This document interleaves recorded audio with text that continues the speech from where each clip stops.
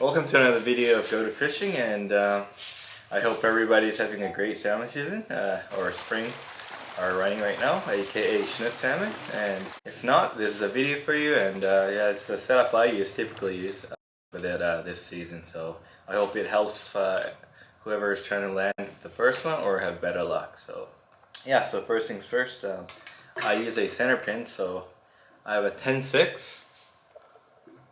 I have a 10-6 Trophy Titan, 10 foot 6 inches long, and it's power 2, so I think it translates to 8 to 17 pound range.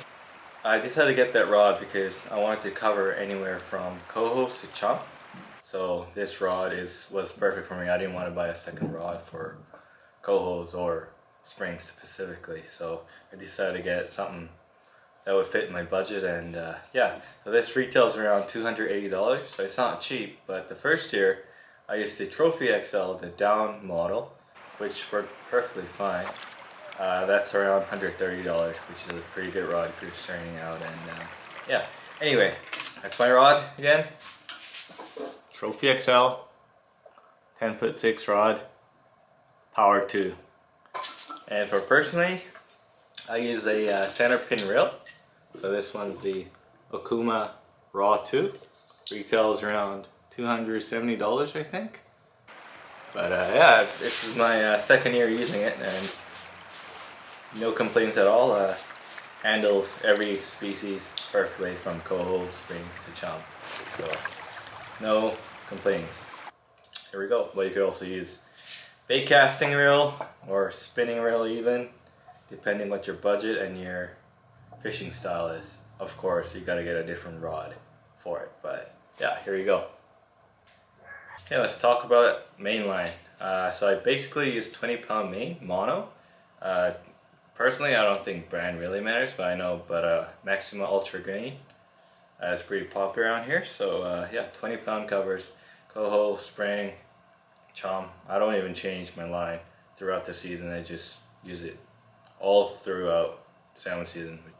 As far as floats go, I use anywhere from 20 gram, 25 gram, or 30 gram.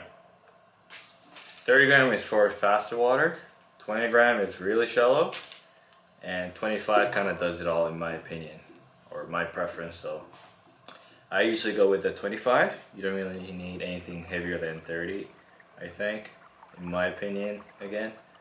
25 is the sweet spot for me, so I like the 25. Here's the way I rig it. I got my main line, and here's the float stop. Make sure you get the right size. So 20 pound. And I like to put 2 stoppers at the top so it doesn't slide off. I have 2 so far. And then I put my 25 gram float. There you go. And again, I like to put 2 at the bottom. You could put 1, but that's my that's what I've learned on the river. The worst is just keep adjusting your float, because the float stop sucks or they're weak. And then I have a weight that's perfect for 25 gram, and you could always it says it on the label when you buy it at the tackle shop, or you could ask what the perfect weight is for your 25 gram at the local tackle shop here. And one thing I like to do is I like to put tiny bead at the bottom so it doesn't damage my knot. And snap swivel is our next step. It's a number 7, and a simple clinch knot about 7-8 times. You want to wet your line, then just pull and cut the tag end off. 2 bobber stop, 25 gram, 2 bobber stop, weight, and tiny bead or float stop works as well with the snap swivel. Okay, so let's talk about bait here. So very first light, when I can barely see my bobber, or when I can see my bobber, I like to start off with roe. So I got some cured roe. for all my spring salmon I got. And I have pretty good luck within the first 15 to 30 minutes. But of course, you know, depending on the situation, but that's my first go-to. Is first light. Or if I feel lazy, I use a row bag that I tied. And I actually had pretty good luck with these.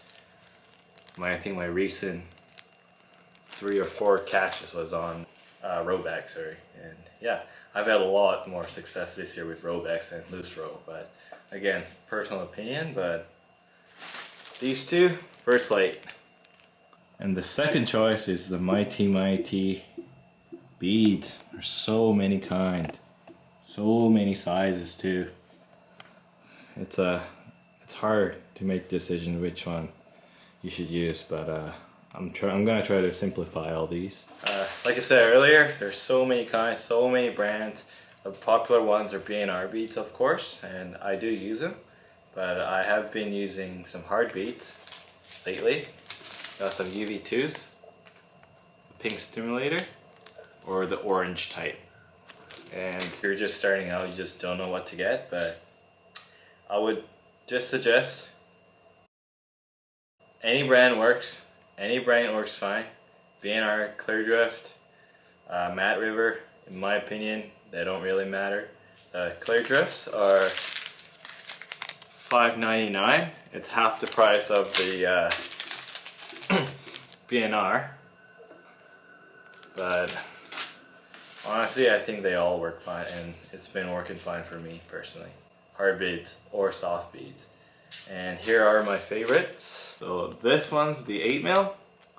This one's 10 mil, 10 mil, 12 mil, 12 mil, 14 mil, and then 20 mil.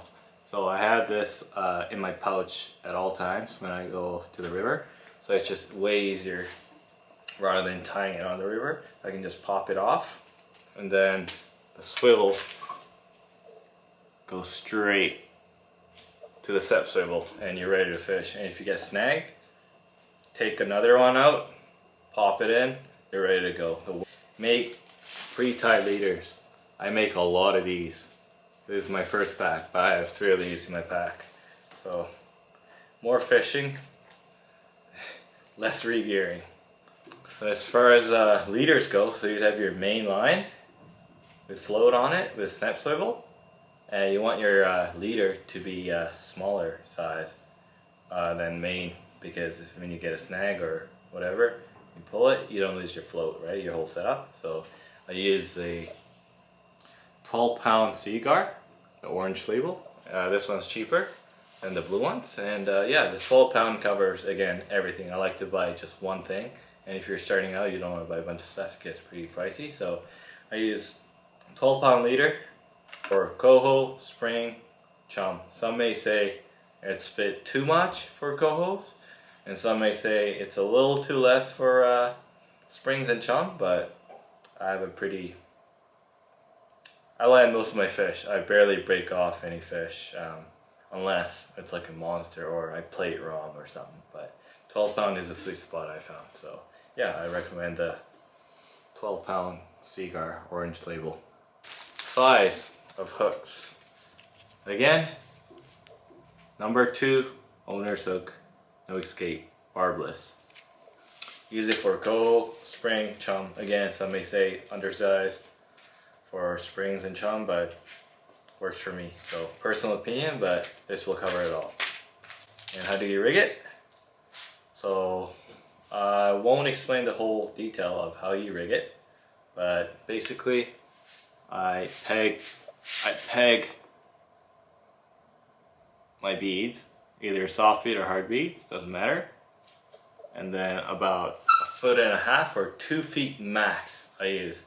It does not have to be longer. 2 feet max. This is probably just over 1.5 feet. At the end, I use a rolling swivel and I just clip it onto my snap swivel on my main line, and you're ready to fish. Again, 1.5 to 2 feet. You don't need any longer. One thing I forgot to mention, you want a bait loop on the hook So if you want to use row, I just slide my bead all the way, or you can leave it and pop my bait loop and then put my row in it, and you're ready to go. So yeah, that's how I set up my rig for spring salmon. Pretty much similar to coho and chum, whatever. I use pretty much the same setup for all species, but yeah, so spring loves orange beads in my opinion, and roe as well. And orange beads has been my go-to this season. But yeah, it's pretty hard starting out fishing, and if you haven't had much luck going out for springs, one big tip I would suggest is look where people's catching and go for a walk on the river and go for adventure, and you see someone catching, you see their setup, make sure it's the right setup though, and you get there before them. That's my big tip. So, and it doesn't have to be a meat hole. Meat hole is like, you know, fisherman's corner. Yeah, but you don't have to go there. You can walk the river, find somewhere quiet. Fish is everywhere. So yeah, I hope this helps, and lots of fishermen are actually really helpful in the river. If you have any questions, I haven't had an issue. I asked quite a bit of questions in the river as well, and they're usually pretty helpful. I haven't had any bad encounters. So I hope this helps out, and I hope you get your first spring salmon or have a better luck. Hey, until next time.